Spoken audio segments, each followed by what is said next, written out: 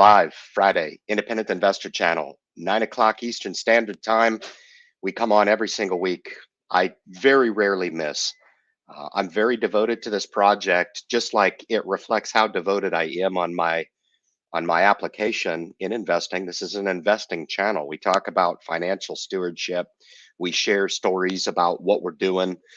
You can find there's a lot of people here in the thread as well that also would probably come on and I think maybe have a little bit more substance to talk about, a little bit more positive breath in the market.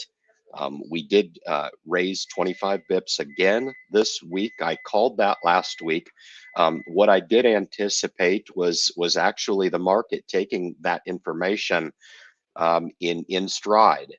What I wasn't expecting was the tone from the Fed chair, which was interesting. If you didn't catch that from this week, little bit more, hey, it's okay, we're fine.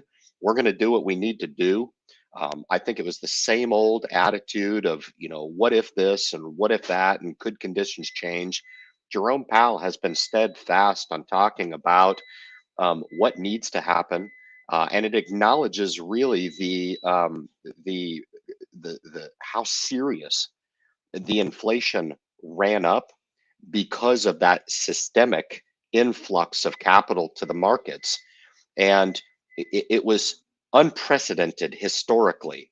Okay, and so to acknowledge how large of an issue that is reflects how careful Jerome Powell is going with the rollout of these higher interest rates to try to curb the influx of inflation, which there is data to suggest that those impacts are actually taking foothold. Unfortunately, or fortunately, I guess, for people who have jobs, the labor market is actually quite strong. And I was just speaking to my friend with Passive Income Investor back behind the scenes. He's waiting in the VIP lounge. We'll be bringing him on in a couple of minutes, talking about maybe a hint of roll off in the real estate market. Now, he's got a global perspective as he's domiciled in Canada. So it's nice to get those international perspectives. I don't quite see it there yet in the US. And Jerome Powell did double down on that, in that something's got to give. Okay. People can't afford elevated real estate prices and also subject over the amortized schedule of a 30-year mortgage to those higher than average interest rates. So something's got to give there. Buyers like me who are astute, I don't look at it like a frothy environment to where I need to fall all over my face to buy real estate. And this is coming from a guy who realizes how important real estate is. Now, there's going to be those pocket markets out there where I think you could do fine. Real estate is always going to be strong. There's some schools of thought also that would suggest perhaps that maybe based on the supply shortage of real estate, that we could be in for a little bit more of a softer landing. And it's the same school of thought that we have when discussing the inevitable stock market crash or even recession. I've been talking the last couple of years about being in financial markets that have been rough and tough. And the feeling that you've got about navigating those markets over the last couple of years, in my assessment, was the recession. And there are schools of thought that would actually agree with me and suggest that if we were going to define the turmoil in financial markets in 2022, then we will know based on the emergence of and the minimization of the potential of entering into a recession based on systemic shock to the market. It is yet to be seen, and it's probably a little bit premature. Most of the schools of thought now with the inverted yield curve would suggest that yes, indeedy, we would have some sort of a light or a surface level recession. Um, I don't really see what the value is in those projections anyway. I think sometimes we have to sit back, and the title of this video really does call into question the pundits that I watched get wrong during the pandemic low. And there's a few folks in the community here. Matt's in the group here, myself, Kyle's in the group. I've got Aaron with Investing with Aaron, some really good investors here that look at those opportunities as opportunities to infuse capital. Now, what's going to end up happening if you infuse one chunk of capital to the markets when they're going down? You're probably going to be disappointed, and you're probably going to continue to watch the market go down. I continue to buy as the market goes down, and I systemically or put those injects into the market where I'm not pushing everything into the middle. I continue my dollar cost average fund, and then I monitor the markets. And when I get those large down days, those are where I step into the market and I'm a little bit more apt to buy. I think that mentality from a surface level, I think, is very, very scalable to the masses, and I think that it's something that a lot of retail investors can engage in if they can just buy into that, doing the opposite of what the pundits would have you believe is going on in financial markets. Now, sometimes you'll get it right, and as a pundit or a financial market maker or an analyst, that it is your job to forecast those things. I think the game is to get it right, enough to where you earn enough credence in the market, and that way you can kind of sell that product to people. But in all reality, I like to work off of the premise that we can talk about data and we can talk about how potentially that data will affect financial markets. But as far as forecasting where financial markets, I think it's safe to say that it's anybody's guess. Every dog will have its day in forecasting financial markets, but what does it mean for the individual investor? I honestly think it doesn't mean a whole lot. I think when you come back to the tried and true focus on plan, focus on that investing time horizon that you have, and basically just trying to capture that plan that makes sense for you is really where your focus should be. When you start to get caught up on believing that because the sky is falling, there's no hope whatsoever, and that you need to somehow liquidate your portfolio to somehow safeguard against losses and live to fight another day, or at least entertain the opportunity of interjecting back into the markets at lower levels. These are very, very dangerous schools of thought. And you say, well, Ryan, I won't do that. I'm not subjected to that. I can't tell you how many people I talk to in my day-to-day interactions of people who unfortunately were succumbed to that type of pressure. And it is very difficult. And I think if we can just acknowledge that and just throw it out there for people and understand, yeah, it is hard. It's difficult. Investing is unlike any other activity that in life can come very, very natural. Things that, we do really, really well, things that we can control 100%. There's a lot of investing that we can control, but there is an element that we cannot control. And I think that's the portion that can really get people caught up in the emotional aspect and detract from and move us away from our original plan. So with that, guys, to take a small break, and we'll bring Kyle on here to get his thoughts and insights from the country to the north. I'm looking forward to this. It's always a lot of fun to have Kyle on the live stream. It's fun for me. I'm very tired this week. It's been an absolute grind in the gym all 5 days this week.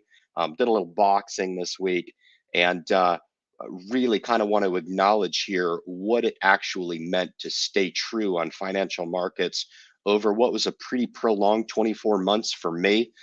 Who knows? Maybe we do a mini dip down again. Maybe we detract from these levels. I'm not really sure. But it's going to be fun to get some insights and gen up some churn here on a Friday live stream, guys. I'll be back with you in just a moment.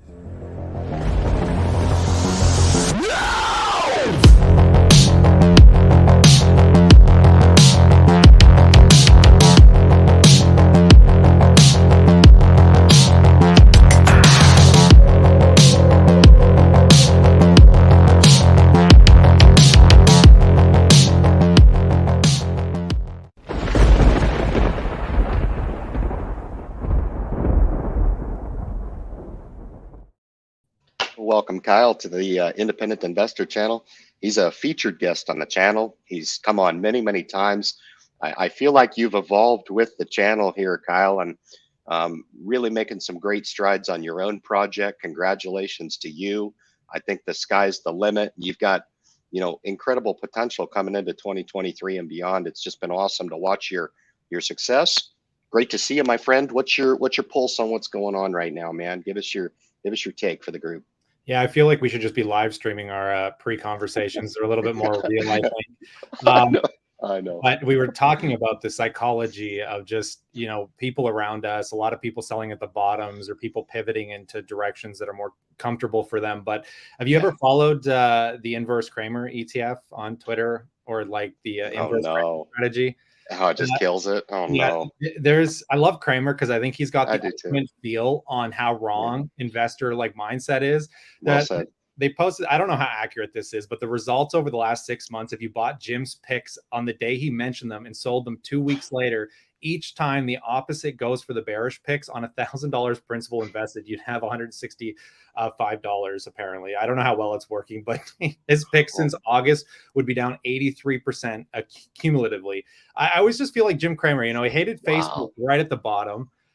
Crypto, he's like, it's done here, it's over, and then it shoots back up. It's just every time he speaks, it's just become this living meme now, and I love following it because, it's hard, man. People have a hard time buying the dips. I mean, you were implementing your strategy. Even we were discussing too, like those October lows were amazing. I mean, I went real heavy in the October lows. Now I'm not having as much fun. Now it's like, you don't try the earnings and stuff. I think we were discussing, I think it's prevalent to point out, because I was having a really good conversation with someone about, living in the 2008 and through some of these financial crises and how you get these relief rallies on bad earnings. And we kind of talked about, last year, how good earnings were bad earnings and bad earnings were really bad earnings from a stock price perspective. But now it's like bad earnings or good earnings. And none of these companies, for the first time, Apple, seeing iPhone sales down, and the first time since 2016, it's brutal, right? And here Apple's up right after earnings. And it's one of these things where how many of those earnings periods are we going to get? And how, the relief rallies are only going to last for so long before people bake in that, hey, shit's slowed down here a bit. But I think it's a bittersweet thing, right? Because the markets, I don't think, are as bad as people want them to be. I think from an economic standpoint, jobs market's unusual. It's really unusual. So it's like, I don't, go down on long oil here. Probably a good time to inverse that. But what do you think, man? How do you think the market's going to pan out? I know you're a little hopeful toward the latter half of this year. I'm not sure. I'm not predicting tomorrow, but I mean, so coming off of the last couple of years of fairly poor market performance, I think was all justified. I think you have to expand and go back over the last decade as well, with the interest rates so arbitrarily low and the cost of capital for the financial institutions being arbitrarily low. Then you throw a global pandemic on top of that, and I really think that just exacerbated the end of an era. I really do. And I think to be opportunistic when we're stepping into a potential for a little bit more normalized markets, in other words, I'm okay with interest rates at 2, 3%. And we're going to have to quantitative ease to get there, but I certainly was not. I was not liking the 0%. I really wasn't. I think that put a lot of animalistic buying into financial markets over the last 10 years, especially toward the latter part of that decade. And I think when that sets up the way that it does, I think it has to roll off. And I think this rubber band effect over the last couple of years, if I were to tell you that it's just been absolutely atrocious, I'd be lying. The most atrocious period that we've had in the last 3 years was March 20th, and that was right during the heart of the pandemic. That was a systemic shock because there was too many unknowns in that. It affected the world. It has just been unprecedented times. And I still have people to this day that I talk about.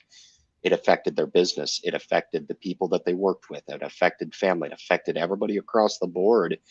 And I think right now, coming off of the last couple of years, I think people are gun shy. I really do. Yeah. But I think forward looking, I think that forecasting where the market's going in 2023, we can have some fun. We can banter back and forth. I don't think it matters. I think people really need to come back to the fundamentals and realize, look, the established markets are where we need to be. Okay, you throw Canada in there, throw the U.S., Europe, developed markets, some of the developing markets. And I think the cool part about that is to ask the question of where we're going to be in 10 to 20 years. And does that establish a next regime of investors that infuse new capital into the markets because of the technological development? See, I'm not worried about Meta. See, Meta was kind of a different story. Amazon, Google came through a couple of tougher ones. I didn't look at the Apple quarter, but to have the stock react the way that it did was it just speaks to the strength of where potentially these companies are going to take us. And I've always contended one of my veins and bullish roots as an investor, it is and always will be my favorite sector, and that's technology. So yeah, no, my biggest bull thesis over the next year is it's fun to banter, but I have no idea. This has been very, very hard to wrap your head around. But in the next 5 to 10 years, it's impossible not to see the margin increase on every company across the board, from Walmart to McDonald's to Tesla to Meta. I mean, I keep talking about the iteration of just self-checkout, automating McDonald's, like all of that's going to increase margins. And I think it gives purpose. So a lot of people are still bantering that the markets are heavily overvalued, and they are, but I think it's hard to justify where the value's at when we're going through that technological jump still, which I think is going to attest to higher returns than people are anticipating. But how that values into where we sit today is kind of hard to wrap your head around. But it's interesting, man. You just get caught up in the AI stuff and the chat GPT and all this stuff and how much it's going to change the world. And we don't even understand the true cusp of it all. And trying to keep focus on that long-term idea and just cost averaging into companies that you like. But yeah, the earnings cycle was insanely bad. I mean, we knew it was going to be. Yeah, exactly. Like nobody was expecting it to be good, but I don't think anyone was expecting the exact reactions, right? Because even Amazon, I don't like looking at EPS. Everyone just kind of looks at the EPS. Did they meet analyst expectations? Did they not? I don't care about the EPS because Amazon just wanted to be break even. That was their goal. They did it, whatever. But when you look at Amazon's product net sale growth, was nuts. So I think it went from 460 billion in 2021 to 500 and something in the low 500 billions. I mean, they're still growing revenue, which is just astounding. Apple, I mean, kind of a little disappointing. First time seeing those iPhone sales kind of drop off. Not that Apple's going anywhere anytime soon. My big bet right now is just the semiconductor industry, which is a weird one for me. I had a guy point out, he's like, "You have the weirdest portfolio I've ever seen." I'm like, well, "Hey, really? If it wasn't weird, man, I wouldn't be doing my job right." I'm like, I don't follow the crowd, man. I'm in a whole different realm of stock positioning, but yeah, I love the semiconductor industry. I kind of fell in love with it, man. I knew nothing about it. Kind of got hooked on it through a few stories, went down that rabbit hole for 2 weeks. And if I could go back to school, I think I would try and get a job at ASML. I'm like, man, I watch interviews of these kids going in there that are getting headhunted. And with all these degrees, they have no idea what they're walking into. They have to be trained from scratch going into that industry, man. It's more advanced than the shit they're putting on the space station. It's hard to wrap your head around that technology and the value it puts on society today, because it's kind of the umbrella everything hangs under, right? So it's indeed. I'm following Buffett into that trade for now, but I'll probably hold it long term. We'll see. Change my mind down the road, flip flop here and there, but I like it. I love it. It's touched my heart. No, absolutely.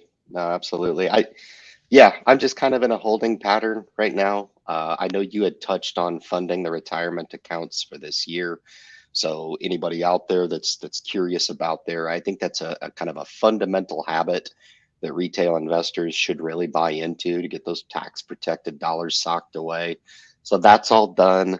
I've been watching appreciation since the lows. I mean, I've rushed back in the last 5 weeks, maybe less. Massive. It's just been an incredible run. So I'm not touching anything. Yes. I told you that I thought that the technology sector last year was really, really, really oversold. I think if there's a little bit of re-rating to be had based on the retraction in the earnings that you touched on, I think that's fine. I think that, I mean, we can all remember a time where tech was untouchable. You could not get a 5% retracement in any of the big names. And here we've got an opportunity to buy some of these names. I mean, I think your opportunity to pick up Meta, that was really a quick pivot. but I still think the opportunity to pick up names like your Microsoft here, which is run up, but Amazon is still down pretty good, and Google is still down pretty good, They're good. which still quality companies, and where we're going to be with those beginning of next year. I think just like it's hard to remember when it was very, very good, I think in 2024, we'll reflect back on this time and say, man, I can't believe I could have picked up Amazon there. I really feel that strongly about it. But, value started to roll off this week. I think that's been a safe haven. I think it spoke to some of the, flux and transition, and small caps are still continuing to get some favor. Whether or not that's sustaining, and whether or not small caps, as they usually do, will lead us out of this market, I think we still have a few months of wait and see. I do. Yeah. So I don't want to be premature on jumping back into markets. If the market goes up from here, Kyle, I'll put the skids on buying. I'll still continue to dollar cost markets, but as far as being aggressive on buying, I told you behind the scenes, which I agree with you. I think some of our conversation that we have just off the cuff is a lot more riveting than when we're on the grid. But I feel like over the last 24 months, I think the work has been done. I could not have done what I needed to do in the face of volatility better than what I did it. And I give myself credit for that, because a lot of people have a hard time staring down volatility and saying, you know what, this is exactly when I need to be moving in the markets, when everybody else is going against that specific philosophy. And it's amazing how these cycles come and go. Yep. When you've gone through a couple of these cycles and you reflect back on them, it's just like, man, it becomes more difficult to see them come and go, without looking to be a little bit opportunistic in the markets. And while you're doing it, you do admit to yourself, look, I could be wrong on this. I could be wrong. But if you're willing to foot stomp that idea that time heals all, I'm set up right here to allow that time to make me a winner. Whether or not that happens, time will tell. I'll report on that. That's fine. But we will see the fruits of that labor over the coming years. For right now, it's just banter to see where the markets go, especially the first half of this year, I think. Yeah, I think if people want indicators on just market sentiment, the two things that are the funnest to follow right now are the U.S. dollar index, or the U.S. dollar chart on the DXY. Because every time the U.S. dollar rallies, the market goes down, and every time the dollar sells off, the market goes up. That indicator is fascinating, along with money market funds. I think when the market comes back, aside from valuation, because I think stocks are pure fugazi. Stocks aren't businesses. They're completely severed industries. And you hope over the long term it's a weighing machine and not a voting machine. But I don't think the markets operate like they used to. So it's an interesting facet when you look at money market funds, because people keep comparing it to credit card debt, and personal savings accounts are in this influx where credit cards hitting all-time highs.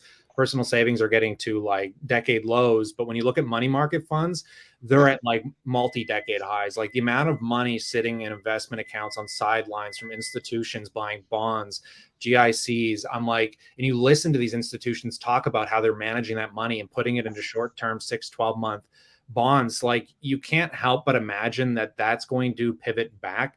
And I think the scary thing, like pointing out oil, some of these things like Procter and Gamble and McDonald's, these things trade at wicked premiums. I mean, they're not cheap by any metric in this market, because you got people like Ray Dalio hiding out there. Like that's where all these big fund managers are hiding out in the meantime, just to collect cash flow and see what goes on. But inevitably it's going to balance out, and you're going to see tech come back. But I'm so enthralled by just watching, because I don't think people understand BlackRock, Vanguard, these companies rule the market. When they decide that they don't trust the values anymore, like it's not me and you moving Meta stock. It's not like Tesla isn't moving because of me and you and the retail guys. It's because some big guy on a button with tens of billions of dollars is like, hey, this got too cheap. I'm going to buy it, right? So it's like when those guys finally pivot back in, I don't know how high it can take the market in the near term, but I really think by 2025, if you're taking advantage of this stuff, and I still think there's a lot of good value, like Google, still think Meta could be favorable here. But I mean, if you can project out by 2025 into 2030,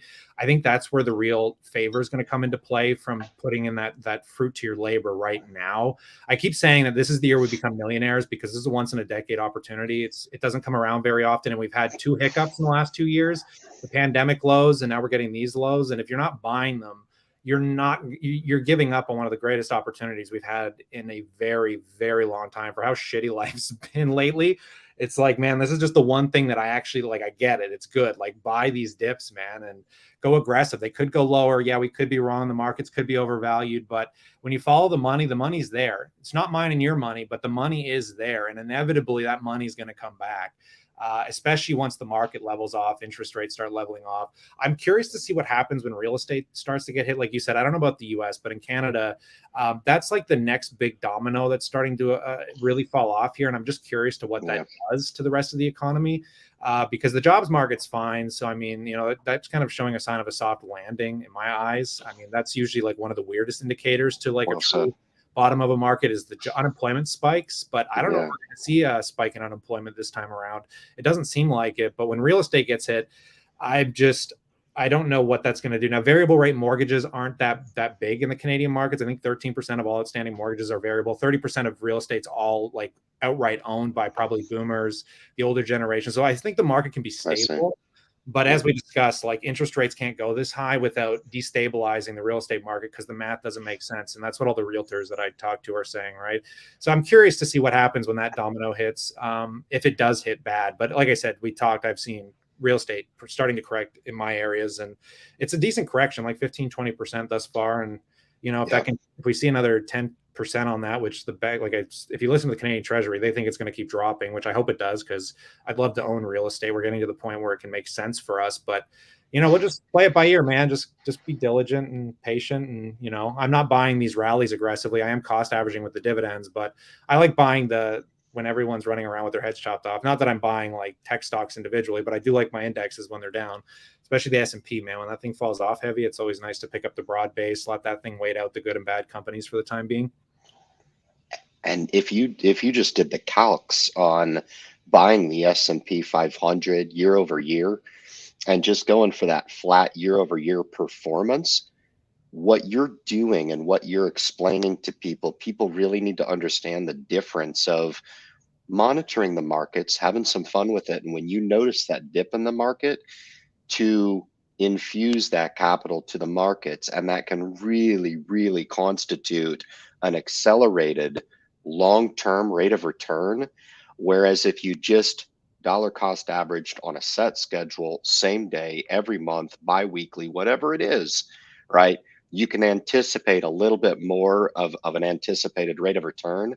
But when you're infusing capital that aggressively, you made a statement and you said, maybe this is the year to make $1 million. I tell you what, before this downturn, or I think during it, or sometime over the last couple of years, you know, I just did the figures on it and I said, look, if I can outpace the rule of 72 and I can get there within 5 years, you know, before 50, that for me, fantastic. That's a personal goal that would just absolutely materialize. I don't know. Verdict is still out. I think you could probably do it, depending on how some of the other elements of what me and you both do help. Because I'm not going to sit here in front of a YouTube audience and suggest that if I do turn out that 7 figures, which inevitably I will, there's no doubt in my mind. When it happens, not so concerned about putting a time frame on it, but I don't think I'm going to make it. It's going to happen, but I also am very, very specific about some of the successful things that I've used, and having that side hustle 5 years ago, I would have said you're crazy. I would have said you're crazy to the potential. I'm here to impart to people that not only is the constant influx from the employment a big contributor for me, as far as a lot of the intangibles, insurance, dealing with, you know, stability, all that stuff, right? That, you know, running a business is stressful. You got to keep that hammer to the wood all the time. But I tell you what, during down markets, when you're getting an infusion of some passive income or some multiple income streams that are paying you irrespective of what the stock market is doing, man, I tell you what, those dollars, they look different to you than always looking at the markets and knowing the right thing to do is to continue to grin and bear it. but you've got this machine over here that's really, really working for you. I tell you what, man, it's been a big deal. I'm humbled by the opportunity. I really am. I absolutely love this project. But I tell you what, if I reflect back on 21 and 22 as being my rough years, which they were, I can also share and impart to the group, because that's what we do. That there was an absolute bright spot, and it had a lot to do with that side hustle income. I don't know if you want to touch on that a little bit, or if you feel comfortable doing it, but I think, in all fairness, I sometimes I feel like on YouTube there's a little bit of a sleight of hand, and straight investing your way to success is damn hard to do. Now, the longer you put that on a longer time continuum, the more the success rate goes up, right? But I think if you really want to accelerate that path to wealth, I think you probably need to diversify your income streams. I think it's absolutely crucial, and trying to figure out how to do that is tougher than just talking about it. Got some notes here: establish a personal brand. Do kind of what me and you are doing. I know there's a lot of people that engage in different avenues of side hustle, but I tell you what, it can really supplement the bottom line during volatile times. Yeah, I think you pointed out a lot of things there that I can touch on. But the last 2, 3 years have been the hardest years of my life, hands down, just from personal standpoints. This is my escape, more or less. Shit that I don't talk about on YouTube, man. But I think you made a lot of interesting points when it comes. And when I stated becoming a millionaire this year, I'm saying that not within the year, but the investments you make today, the internal rate of return will be that Yeah, much higher in the future. And I don't think people can that's truly. what Matt's talking about here. Yeah, it Yeah, doesn't matter. Hmm. it's the comprehension that that my brain's going between like 10 different things you said. Let me just try and pace this out. Yeah, so it's really about taking advantage of that and getting that extended rate of return into the long side of things, because I wasn't somebody that came from a huge income, especially early day in investing. So I was Yeah. relying on higher rates of return from the market. So I was strategic with the stocks that I was buying. But when you're talking about like the private side of business, I don't think people understand that. Like when you look at your desk, for example, there's like, you got your Apple computer, you got all this stuff around your desk. You can be one of few things. You can work for the company, you can affiliate with the company and sell their product, or you can just basically like work for yourself and create your own product or do something on your own. Like, but you should realistically be doing all of those. Like, if you want to have like Wow. an accelerated idea of investing and growth, you want to work for the company. You want to also affiliate with their products and sell them personally, and you also probably want to start your own brand and your business on the side. If you can do those three things, it's hard to imagine that you can be successful at all of them, but to some varying degrees. I mean, I'm sitting here doing it. So, I mean, I lost my career in the pandemic, which was rough. And I pivoted into doing all kinds of stuff, and all of it seems to be working in its own facets, whether it's TikTok, YouTube, Yeah. all this different stuff. And it's good. I mean, I definitely appreciate it. It's given me a work from home lifestyle that's fairly fruitful. I mean, it's become a 6-figure income, but it's weird because I still come kind of from that scarcity mindset, which I don't think is overly healthy, but I've been dealing with a lot. So it's a matter of, because I think that's the hard thing for people. People want to take vacations. They want to do stuff. I like doing that every year, of course, but I just don't think people that, I don't know how you light that fire under someone's ass without having fear. Like when you have Yeah. job loss, family Yep. Yep. issues, like Yep. something really bad happens, then you have that instilled. This is an opportunity. The sun's only shining today. I'm going to work morning, noon, and night for this opportunity. Like I was telling Ryan, like I'm wrecked, and here I am on the stream after working out all day and doing Well God said. knows the amount of work I've been doing since 9 a.m. But I mean, how do you instill that in someone, right? That idea of like, because I meet so many people, man, in my industry, so many people are gone. I'm talking to so many clients, and it's just weird because I don't want to work with them, and I'm telling them I don't have time for this, and they're willing to pay anything. Like I've over doubled my rates, and they're like, oh no, it's fine. Like they can't find anyone to do the work, which comes back to No. the labor shortage in the market. No. Good work. Good Yeah, work. good work. It's not like I'm not belittling it by any metric. Like I love it, I appreciate it. Yeah. But it's just weird to see all this opportunity because like go back 5 years ago, and I couldn't imagined it. And I'm talking to even kids that work for my buddy at his store, and just talking to them about their future because they're like 20 years old, and I'm like, you know what, you got no debt, you're in a good spot. Like, what are you trying to do here? And I explained to them like what I'm doing and the money I'm making, and they can't imagine making that kind of money.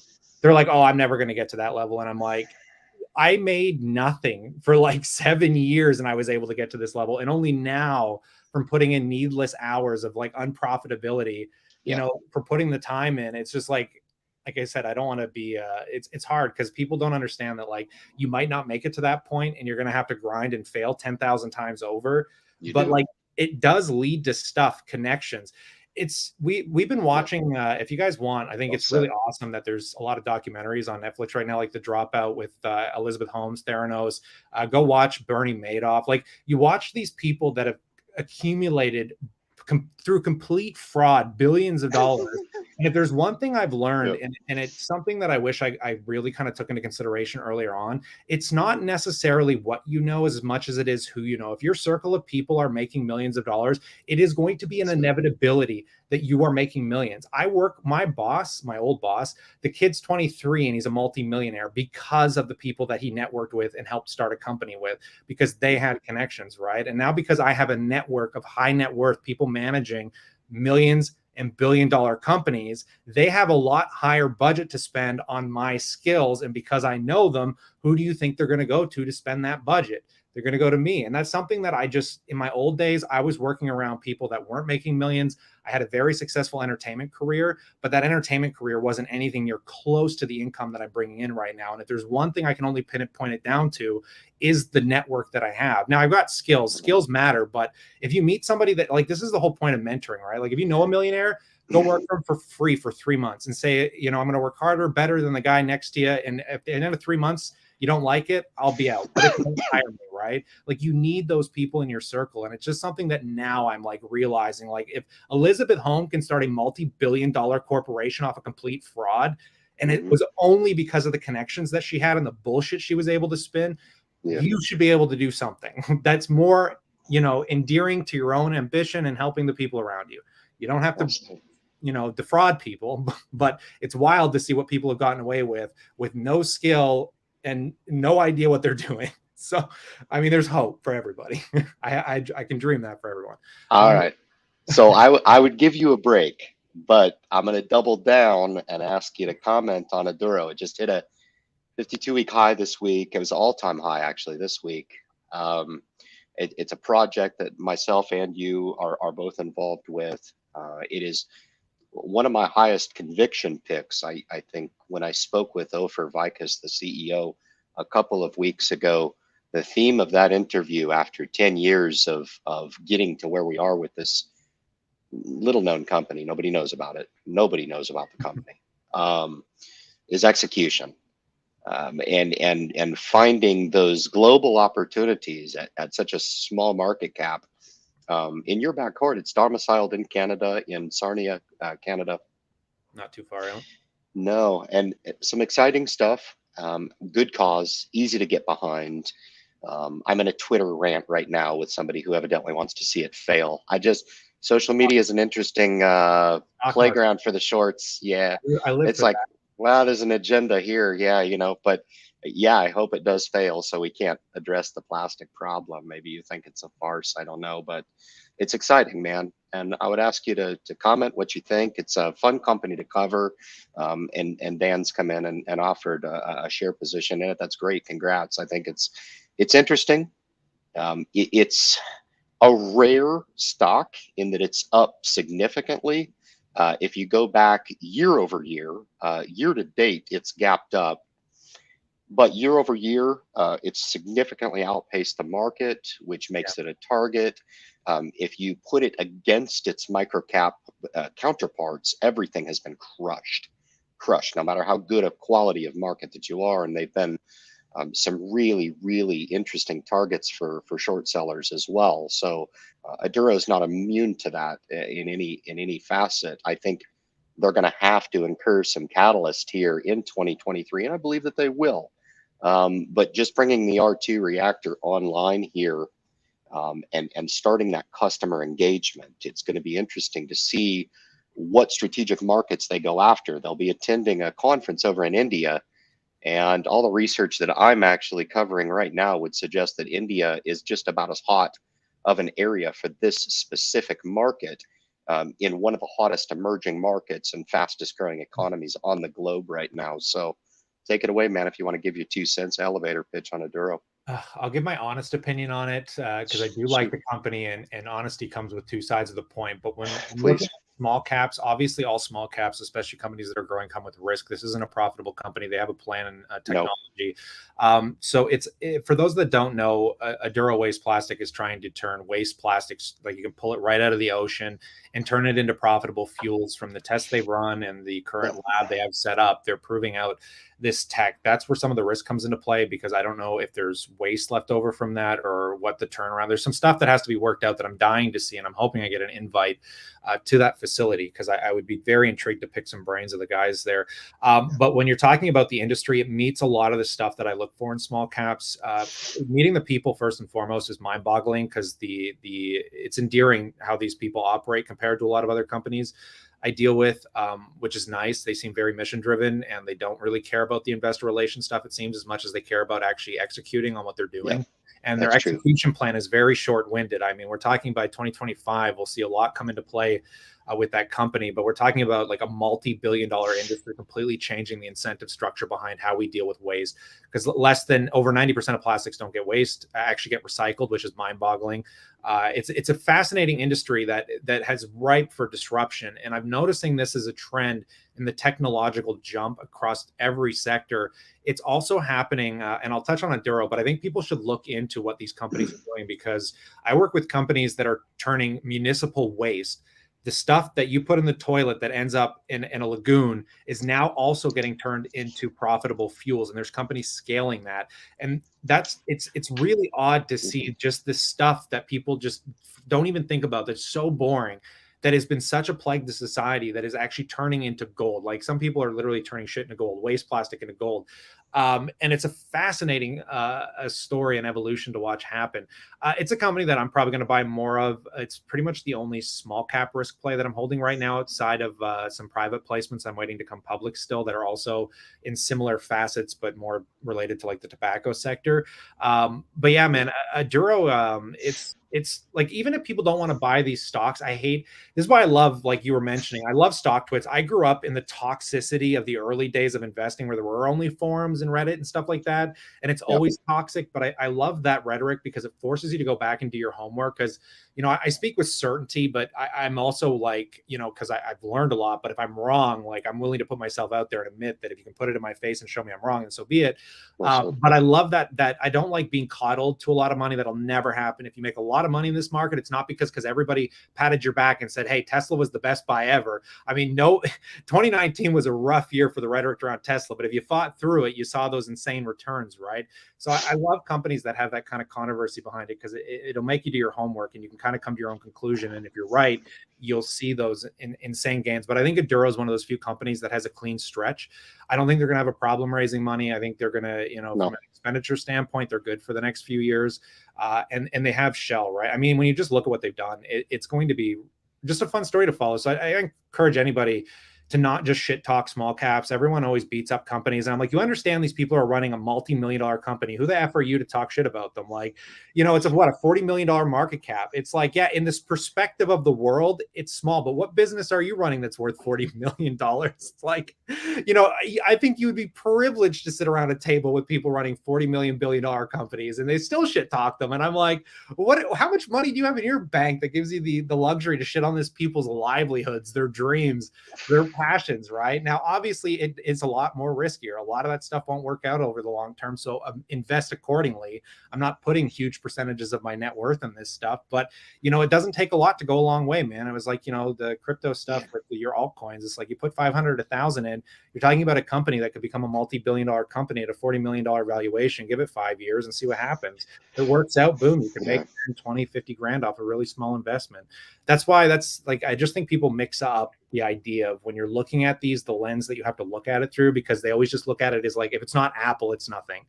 And it's like, yeah, but Apple's not going to 1,000x for you in the next 5 years. It's just not going to happen. Now, you're not going to put, 100,000 in these companies if that's all you have. So, I mean, I get it, but yeah, Aduro's fun, man. I definitely, I love the story. I love following it. It's probably the first small cap I bought in a while, considering it's been a sponsor of our channels.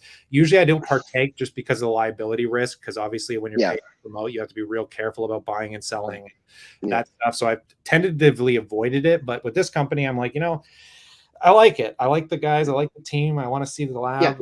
I'm pumped. So as far as owning the shares, I've had multiple people actually take that very, very positively as far as declaring the actual entry price and the date that I actually bought the shares. So it doesn't get any more transparent than that. I think it detracts a little bit from the transparency when it's just all about the promotional piece Yeah. to the message, which is fine too. I think people need to understand that when they watch The Wolf of Wall Street and they get the idea that the pink market full of 10,000 stocks and that every single one of them is a guaranteed failure, I think is somehow jaded. It jades our perspective on it, and you have to be very, very careful with investing in general. Okay, I think a lot of people get overzealous, and the best tool that you can utilize in the stock market is the governor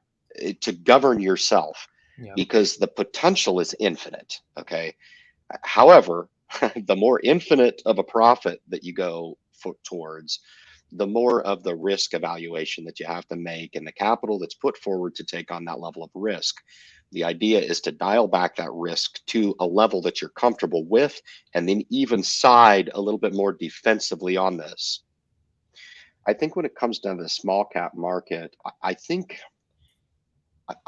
unfortunately retail investors all too often subject themselves to a line of thinking that I just don't think that institutions think along those lines. Do you think institutions go back and forth with each other and say, you made a bad investment, or you made a terrible investment, and this and that, yada, yada? I don't think though. I think they can invest a lot more free of emotion than retail investors. And I will also say this, I've been investing my whole life, and the access to information nowadays made possible through social media, and even more so, I will double down and suggest that the networks of people that you suggested was kind of a recipe for success. I totally agree with you. Totally agree with you. Would not have been as possible or prevalent in my coming up without the social media, right? It would have been downright impossible. Now it seems like, holy moly, which one do I choose? You know, when you were talking about different income streams and doing product review and affiliate markets, man, I feel like there's too many options. So I get the opportunity to pick which ones that I want to leverage, and I go with those. And I full well know you could probably build a portfolio of a side hustle of businesses that I've left in my dust, because there's that much opportunity out there. And when we look at the quality markets and the venture markets specifically, okay, people need to differentiate between the audit scrutiny that goes over those quality companies. I've covered a company that's been part of the venture markets turned NASDAQ, okay? So if the success or the failure rate is 100% across the 10,000 stocks, well, you need to take and parlay that top end of the venture and the quality board markets, those companies that demand a fairly interesting valuation as low as 20, 30, 40 million dollars, right? And in some cases, upwards of 100 and a quarter million dollars. Those companies that have had their financials scrutinized and are even dabbling with their eligibility to turn over to a major exchange. I think once you start to scrutinize and learn that, I think to your point, man, I don't think people need to fall all over themselves to participate with monetary contribution. I don't think that at all. But if you don't know shit about these markets, I really don't need to hear about your opinion, because unless you're willing to engage in the idea that maybe information is a lot more prevalent and maybe the game is changing a little bit with access to information, publicly discernible information, right? This isn't a secret. This is just, in a lot of cases, it's awareness to companies out there doing some spectacular things. And I think with Aduro specifically, we almost hold the best kept secret. Now, whether or not that comes to fruition or not, we will know. Yeah. But is there a chance? And if there is a chance, I don't want people coming to me a year from now and bashing the idea if it materializes into something, because I'm going to look back and say, okay, well, I guess this was that rare circumstance where we had all of the attributes from a fundamental perspective in place pre-revenue, which defined the most risk reward at the time where we introduced the company. And here we are. Those actually did align and they did materialize fundamentally. And here we are looking at 500, 600, 750 million, 1 billion, $1.25 billion company. With Aduro, it's interesting with the three-headed aspect of it, because I think it's three businesses in one. We don't necessarily talk about the other two verticals, which are very, very intriguing, but I think it's a holistic education piece. And I think it needs to be less about individual names. Take it as a grain of sand if that's what you need to do. But I think the game is changing. And I do honestly feel this way. I'm not trying to sell the OTC markets to people. I'm not trying to do that at all. You do what you will. I know what I do for me. It makes sense to a certain degree, to a certain aspect of the speculative portion, because Kyle, here's the thing. I buy the indexes every month. Like, I'm doing what I need to do. If you're not doing what you need to do in dollar cost averaging markets, maybe seek a little bit of dividend income if that's what you want to do, whatever it is.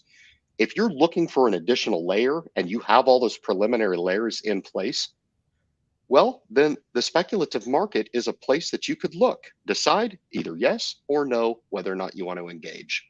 I don't think so. I've always come to the opinion that I don't really care about market cap as much when I'm buying individual companies. It's more or less about just what. So there's a problem with the paralysis of the analysis, right? Like you're mentioning between like self business and companies, and it's just like you're not going to know everything. And even buying good companies, you're not going to know everything. Facebook could drop No. 70%, small caps could implode. Like you can't predict that stuff. But when you're looking at companies, like you have to look at it from where's the money going to come from in the future. And again, you have to take a look at it from that pension fund idea. And it comes through ESG compliance. You kind of have to go through a checklist of like a rhetoric of checklists and just ask yourself, like, where can this thing go and who's going to want to buy it in the future, right? And when you look at Shell getting involved with Aduro, I think that's just them trying to get ahead of it, because Shell, these oil companies already have the same, not the same, but similar tech that Aduro is trying to do. They've been trying to do stuff like this for 5 years, and they want to get a foothold in before someone else does. And when they prove it out, I wouldn't be surprised if Shell just outright buys it, because they obviously want it for their own tech. Like that's why they're doing it, right? And then you look at the ESG compliance and just the realm of, what that brings in, and it's nuts. Like I look at a company like Northland Power, like one of these early day stocks that I bought, which was a lot smaller several years ago. I don't own it anymore. I think I sold out of it last year. But I mean, it's a huge natural energy company with wind and solar. And it's just like when you look at the people that bought into that fund that drove that stock up, Canadian Pension Plan, and you got to ask yourself, like, why? Well, it's future forward looking. The balance sheet's pretty reasonable. It's ESG compliant, all this different stuff that they go through. And I also wanted to tidbit off, like what you said about like these big guys not really caring about their investments. And honestly, I think when you realize these big funds don't know any more than you do, it's very aspirational to actually start doing some homework. You look at Kevin O'Leary, man. I mean, that guy did no real due diligence on FTX. If that guy had any real like back end due diligence done, it would have been an immediate no to that. The same reason all these big people invested in Theranos. And like you start realizing these people really don't know any more than you do. So you can go through the same checklist they do. And if it meets the same kind of, tick off. But the thing, like you're saying too, the hard thing is being early. That's the hardest thing. And I think it's hard to preface that you don't have to make a decision today. Like Warren Buffett said, like you don't have to swing. My best stock gains I've ever experienced took me years to find, and sometimes over a year before I even put money into it, from a year just looking at it. Like MindMed, I knew about and watched for a year before I bought it.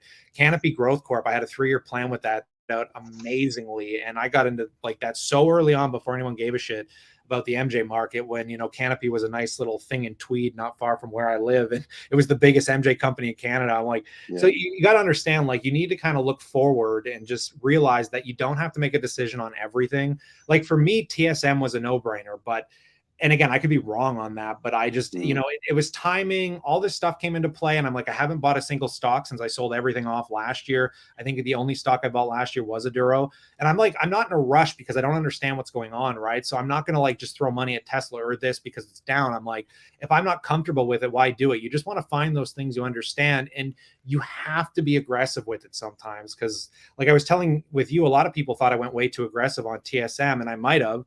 But the problem is I recognize an opportunity. For me, I see the value at play, and I know that value might not be there tomorrow. So I'm going to do everything I can today to absorb as much of that value as I can. And sure enough, here we're at like $95 a share, and I'm hoping it comes back down. But I'm like, I'm annoyed that in 1 month it's up to where I was expecting it to be at like a moderate level already. So it's like when you see the opportunities, like you're saying with the Duro, it's like nobody knows about this.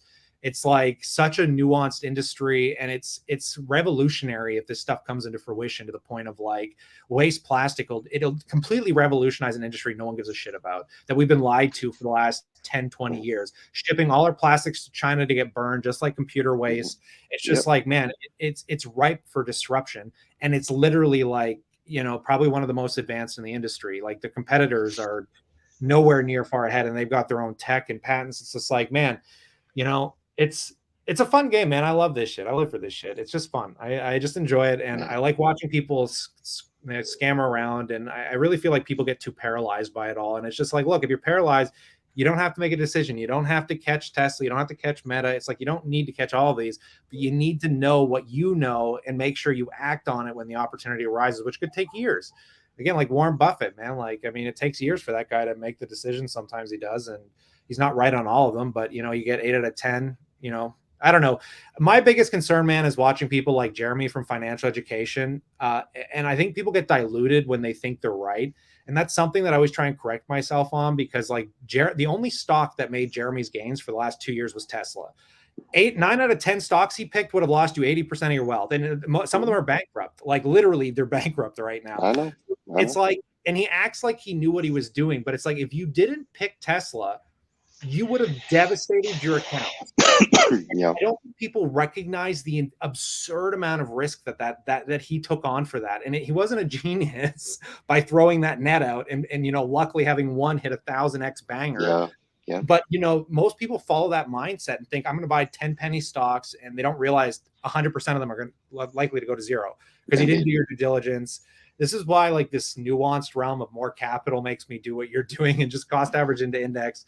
Let the weighting mechanism do its job, and then just pick a handful of companies. We get 10%, 10, 15% of your portfolio individual stocks, and just make sure you do a lot of homework. You love them, you care for them, and you're buying them where it makes sense for you, right? But in the early days, though, that didn't make sense for me. I think if you're 20 years old, I honestly think if you're not making 6 figures a year, like take some risk, buy some smaller caps, buy things like Tesla, let it pan out for 10 years. It's hard to speak from every direction. I think that's the fun thing about our conversations is you're coming from a different generation with a different level of wealth and understanding. And I'm kind of in the middle here, but then we got 18 and 20-year-olds. And this isn't a one size fits all shoe, right? I mean, what I'm saying isn't going to fit for a 20-year-old. But I think there's some really cool stuff about what you talk about, how you took that risk early on, and it kind of sets yourself up, right, to really manufacture some wealth. And I think young investors could actually resonate with that. Now, duplicating exactly what you did is going to be impossible. They're going to have to find their own, pitfalls. They're going to have to go through their own failures. You didn't do it just, with a linear path upwards. I did too, and if I had stopped at any one of those multiple failures, I wouldn't be where I am here today. 100%. And the mindset that I deploy in the market right now is a hell of a lot more ironclad than it was when I was 20. Deploying these strategies, feeling it out, learning through those actually being immersed in the market. I think there's an old onus that the best practice that you can have is actually being in the market and having skin in the game. There's some merit to that. There really is. And I think what me and you are doing, and some of the others here, are making the stock market seem a little bit more attainable for people. And that is the key in whatever capacity. I think if people get motivation from you and they acknowledge, hey, I'm not going to be able to duplicate what Kyle does, but there's some merit to what he's saying. I make good money. I don't know what I need to do. I need to strengthen up on the education piece to maybe put myself in a position to actually take on a little bit of risk. And hey, maybe, I don't know, succeed, maybe find some success in stock market investing, and maybe come out of it with some learnings that set you up later on in life. Well, let me ask you this. I mean, do you foresee yourself maintaining the passive philosophy for the remainder of your investing career, how on that? You don't ever see yourself abandoning that philosophy because for me, it's a very, very sticky cornerstone to my portfolio. It's one of those that if it's there, I will win with it. If it's there and I lose with it, I'm happy with that. If I end up losing with it, Kyle, I'll just pass it to the next generation and catch another timely aspect to where I think financial markets will materialize into the future. You look at the volatile times, you look at quant trading now, you look at algorithmic trading, you look at everything that's gone into the market. I remember days when 100 days was catastrophic. There was some excerpts of the Bernie Madoff that you had mentioned, what is the monster of Wall Street, right? And there were some clips of the Dow Jones Industrial, and they were talking about this is the worst day in history, and it showed the actual ticker on the points down, and it was down like $400 points. And I'm like, 400 points, that's like an average day now, where we can't have swings in the market for anything less than 100. If that's boring, if it's 100 or so swings. But I think the market has changed. I think always the fundamentals of the future being brighter than the past is probably in play. And to take that passive aspect to it, I think there's some real merit to always having some skin in the game. What's your thought on that and that philosophy? The passive philosophy, I think, can be a bit hard to understand because I've evolved on it a lot. And I think it depends on how you look at it, because I don't think if you're buying individual stocks, I don't consider that to be a passive strategy. And I think people misrepresent even buying dividend stocks as a long-term investing game. And they oversight the actual due diligence required to make sure they get a decent rate of return. It's like one of the biggest concerns, and something that I had to learn over the last 2 years watching PPC and a lot of these investors that think like cash flow is the end be all for like passive income. But I think it greatly hinders the younger generation of understanding what companies reinvesting capital does for a rate of return. And that's why I like try and find this balance now of like, I like income, but I'm not going to be chasing a 6% yield when I can get a 1.5% yield on a company growing at 18% year over year on EPS diluted, right? Like that to turn a blind eye to something like that for a higher yield is purely going to be devastation to your long-term rate of return. Like I said, if you're into the passive style, I think ETFs should be a proponent of a large-scale portfolio. If you're making 6 figures a year, you're just starting investing, or you already have a lot of money, I think ETFs are the pinpoint route of just avoiding complete destruction to any metric. But I used to think I was passively investing when I was buying individual stocks, but then people ream me out when I sell out of them. Same way me, Kevin, got reamed out. But I've realized that like I can only recognize the information that's in front of me and make decisions off that. And that can change at any point, right? Forcing me to change my hands. Big time. Not making those changes would have been detrimental to my returns. Like all those gains I made on Tesla, all these growth stocks, like that wouldn't have solidified if I didn't take profit, right? And start really scaling those positions down, which the same reason that like I sold out of my tech companies at the beginning of last year, which seemed really stupid to a lot of people. But my thesis behind it was, look, I don't know what I don't know. And I don't know what's going to happen with these companies, because a recession is going to hit ad spend. A recession is going to hit all these companies, and I don't know what it's going to do to them. So why not just let an ETF control it? I don't want to be out of the market by any metric, but I don't want to be playing this hand where I'm not working in these companies and I don't know what it's going to look like. So why not just, let it passively be weighted and then just pan it out and then start buying in when things make sense, even if that's going to be at a premium, right? And I think that's, I wish people, I hope they don't get trapped in a philosophy, because I love watching everyone's ideas. It's how I've learned, but people just get so fixated on one philosophy, Jeremy's or PPC Ian's. And it's like, you need to kind of absorb all of it and then just figure out what works for your risk tolerance and just build off that. Because it's like, I feel like in the magic days, or anybody in entertainment or songwriting or whatever, like you always start by copying people. And I think that's how you learn, right? Like you're like, oh, I like this strategy, I'm going to try day trading. because I started day trading. Like the first time I started investing, I was day trading, and I started seeing the volatility. And I was like, that's not for me. Made some money with it, lost some money with it, nothing crazy, but I learned Yeah. quick, right? Yeah. And I implore everyone to do that. Maybe you enjoy day trading. Just understand your risk. Don't get a gambling habit. But it's not for me. Forex isn't for me, but it might be for you, right? I mean, try it all if you're young and just figure out what's going to fit and what you find that works. But yeah, I like passive investing, but that's only something that I think is truly nuanced for me because I've never owned an ETF up to last year. And that to me is like true passive investing because it's out of your hands. If you die tomorrow, it's not going anywhere. You don't have to manage it. The company structure is not going to change. It's just going to do its thing. Like back in the early 2000s when GE and oil giants were the biggest companies on the S&P, and now they're being completely replaced.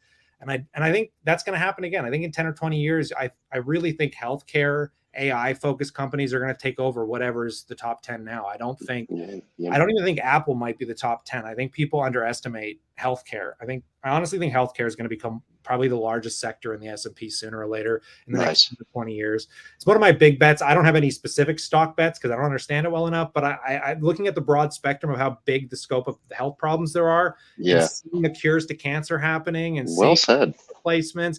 I mean, those are multi-trillion-dollar industries. Forget self-driving. Yeah, Tesla could be the largest company in the world, but that's nothing to extending someone's health for another 20 years. I mean, you solve heart disease and cancer and organ transplants. That's bigger than self-driving. And those that solve that problem, I promise you, are going to be sitting on the S&P top 10 at some point. God, man.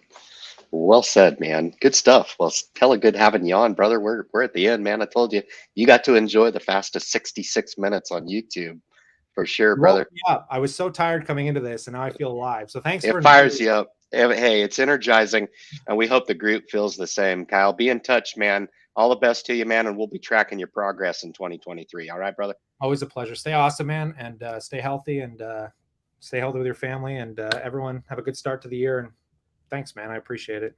You too, brother. Be well. Peace out, guys. Yeah, later. Cool.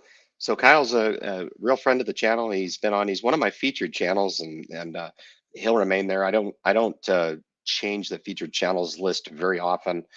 Matt Money's in the gallery is also a featured channel of mine as well. So you can kick over there and find some, kind of some specific content as well surrounding some of the topics that we talk about. Like Kyle was talking about, pick that style that works for you, get that holistic idea of what it is that people are sharing through YouTube.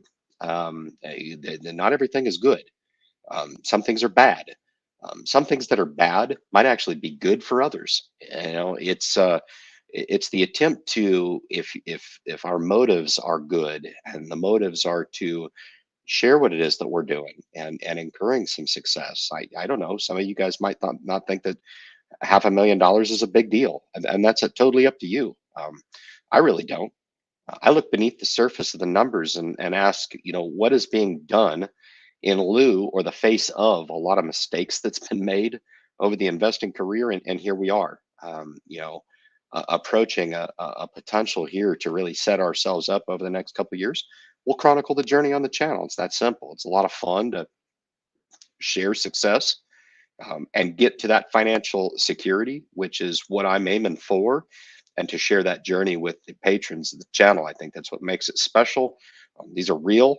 These are tangible. This isn't made up. I don't get on and entertain you. I'm not an entertainer. I use YouTube for the purposes of what I use YouTube for. And I think no more, no less. I think that delivers a very, very special product for a lot of people out there that may not have those insights as to what is possible to financial markets that are very mysterious. They really do vex a lot of people in understanding if they even have a place in financial markets. And I said it during the live stream tonight that I feel like a lot of our jobs is to try to make it seem as if it's not quite so scary, because in my heart of hearts, I believe that it is not. I believe that becoming a participant in markets is absolutely in everybody's best interest. I think the people that should invest are the people that all too often do not look at financial markets as a viable option. I think the people who do participate in financial markets are all too often the people who don't need it. And I think if we're going to close the income gap between those have-nots and the peoples that have, we need to start educating those people in understanding that they may now have not, but absolutely have the potential to have going forward into their future. Guys, I appreciate you tuning in to the Message Fast to 60 Minutes on YouTube, man. We will be back next Friday on the Independent Investor Channel live stream. Appreciate you guys' patronage, and be well. Enjoy the rest of your weekend, and we'll catch you next week.